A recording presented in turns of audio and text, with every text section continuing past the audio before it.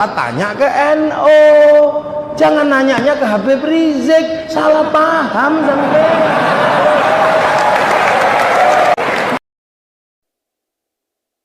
Assalamualaikum warahmatullahi wabarakatuh. Saudaraku sebangsa dan setanah air dimanapun Anda berada, salam Indonesia Raya, salam Nusantara. Masih bersama MNZ Video. Ada sebuah video yang sangat menarik dari Gus Muafik yang sangat belak-belakan sekali menyebut nama Kang Rizik Syihab. Bahkan kalau bertanya ya jangan sampai ke Kang Rizik Syihab begitu. Video tentang apakah itu? Mari kita simak bersama-sama ramah Gus Muafik.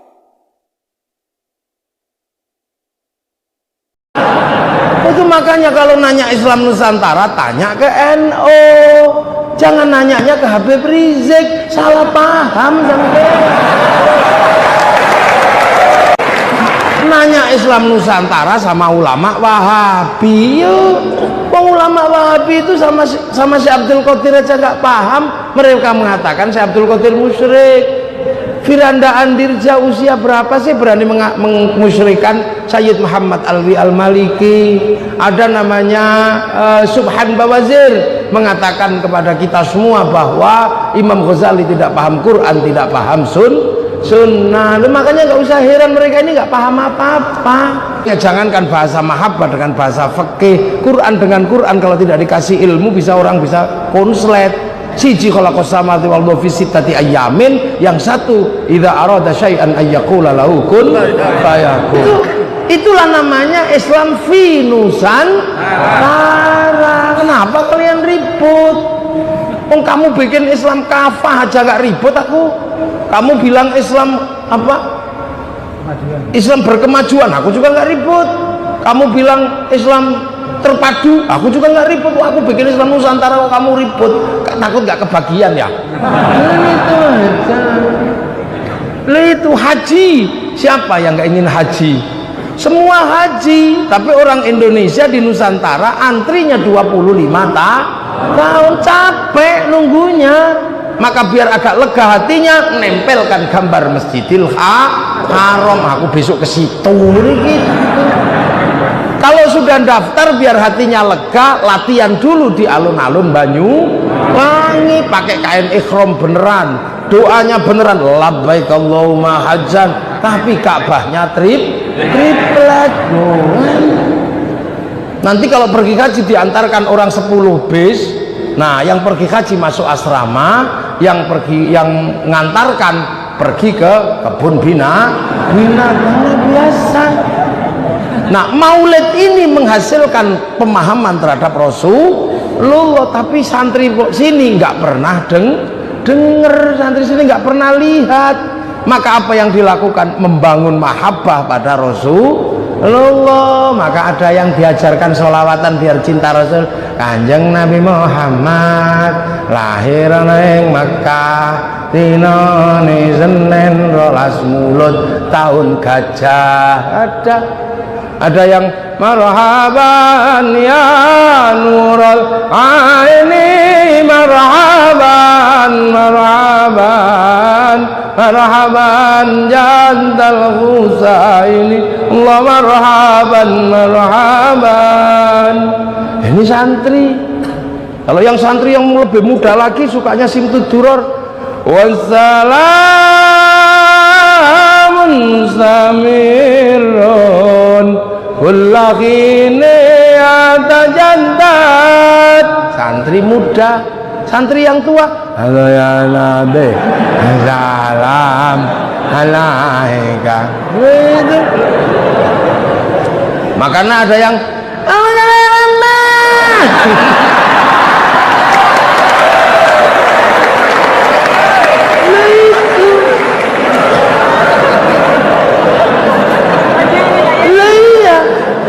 siapa? Rasulullah yang mengatakan, siapa yang membaca sholawat dengan suara sangat tinggi karena cinta kepada aku, nanti dia akan bersamaku di surga. Makanya ada cerita. Ada cerita. Ini antara orang Madura sama orang Jawa. Ini dengerin ini cerita. Terjadi di Lampung, di Sumatera. Ada orang juara solawatan itu, lomba solawat itu menang terus. Akhirnya nasing yang dari kelompok Madura ini selalu kalah. Yang menang kelompok Jawa. Akhirnya kelompok Madura ini datang ke jurinya, Pak Juri, kenapa?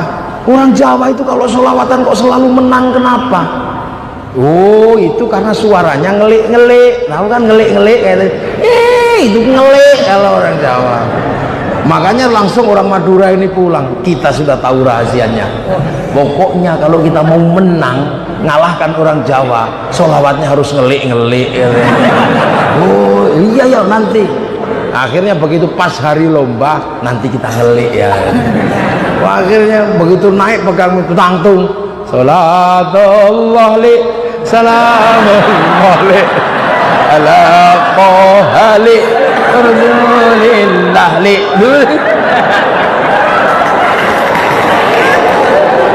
Ngelik-ngelik itu.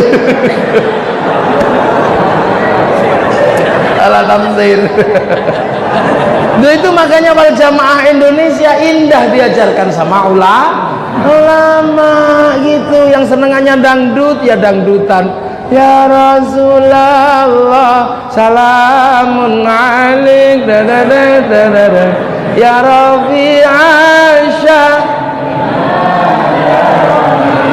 Fatayyaji ya wailal jud ya wailal jud ya wailal jud. Duhai senangnya pengantin baru. Ini ulama di Nusantara, nggak usah ribut. Yang suka India, ya Rasulullah salamun alaik ya Rafi Asya, langsung nyantol. Fatayyajiran alami ya wailal jud yabnu jiranum bidal arami aramil ihsan tumhi humat tumhi yang sukanya Jawa ya Nabi salam alaika ya Rasul salam salam anglia numpak. Nah udah. Lah ini ulama Nusantara, nggak usah ribut. Bukan kok ulama Nusantara itu ulama LGBT, bukan. Itu yang tafsirnya goblok aja itu orang. Itu makanya kalau nanya Islam Nusantara tanya ke NU, jangan nanyanya ke Habib Rizik. Salah paham sampai. Nanya Islam Nusantara sama ulama Wahabi yuk. Ulama Wahabi itu sama si Abdul Qadir aja nggak paham. Mereka mengatakan si Abdul Qadir musyrik. Firanda Andirja usia berapa sih berani memusyrikan Sayyid Muhammad Alwi Al-Maliki? Ada namanya Subhan Bawazir mengatakan kepada kita semua bahwa Imam Ghazali tidak paham Quran, tidak paham sunnah. Makanya nggak usah heran mereka ini nggak paham apa-apa. Makanya kalau ada orang solawatan juga nggak ngerti. Dia ngerti solawat tapi tidak ngerti solawatan. Dia ngerti tahlil nggak ngerti tahlilan. Dipikir tahlilan nggak ada dalilnya. Nah, tahlilan kan dalilnya bahasa Jawa. Orang Indonesia kalau pakai apa-apa akhirannya an. Tahlil kalau belum dipakai, kalau dipakai tahlilan. Yasin kalau belum dipakai, kalau dipakai yasinan. Solawat kalau belum dipakai, kalau dipakai solawat.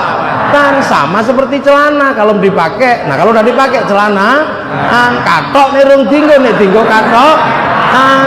Ana wong duwe tahlil ra gelem tahlilan, padha karo duwe katok ra gelem katok. Begitu aja kok susah. Nah mereka ini tahu solawat tapi gak ngerti solawat.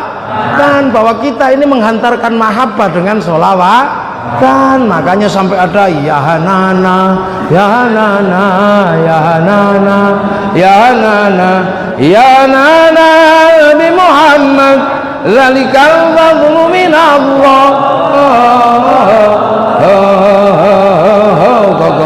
Ya Hanana.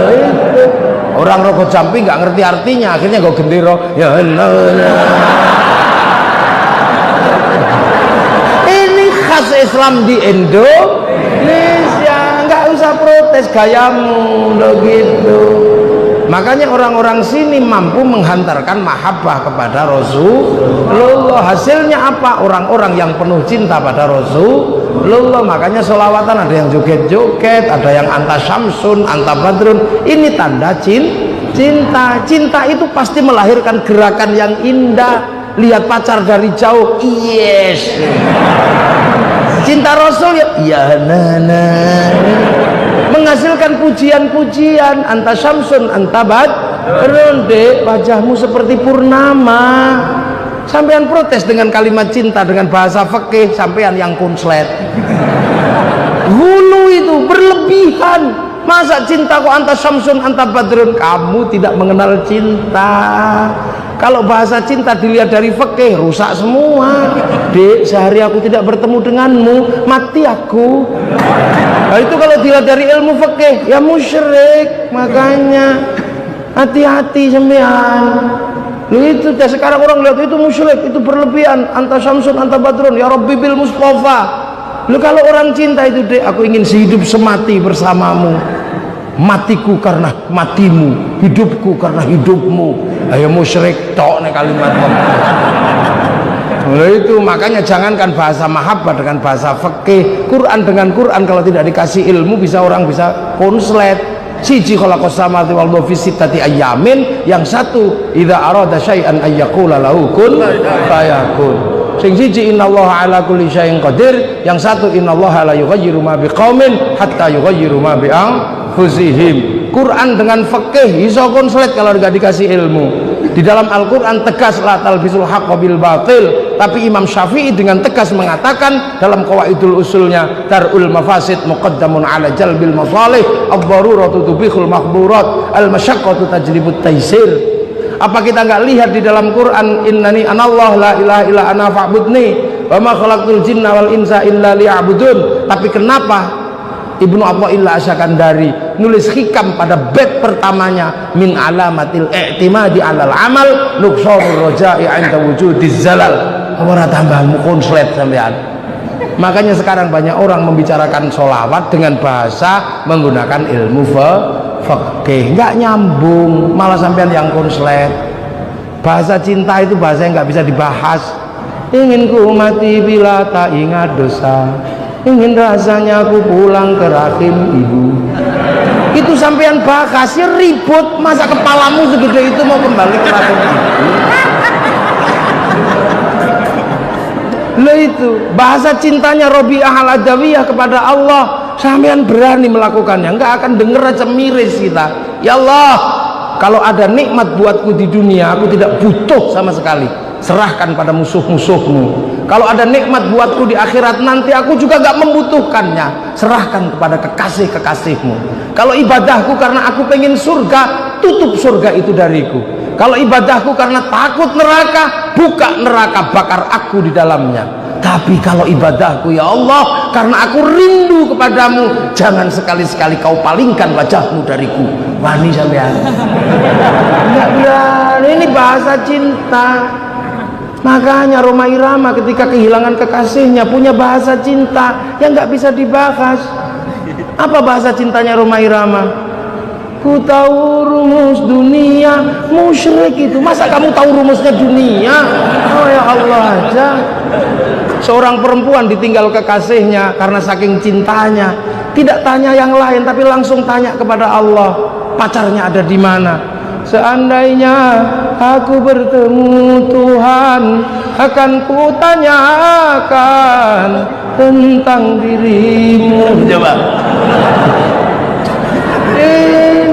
Makanya kalau sudah berbicara cinta, yang paling mampu menggambarkan adalah Ibnu Katsir dalam kitabnya Qissatul Anbiya, menjelaskan tentang burung pipit atau manuk emprit. Kalau orang Madura bilang manuk kedi. Burung emprit itu jatuh cinta, merayu kekasihnya di samping singgasana Nabi Sulaiman. Dia lupa Nabi Sulaiman ini tahu bahasa burung. De emprit, apa mas emprit? I love you, pret.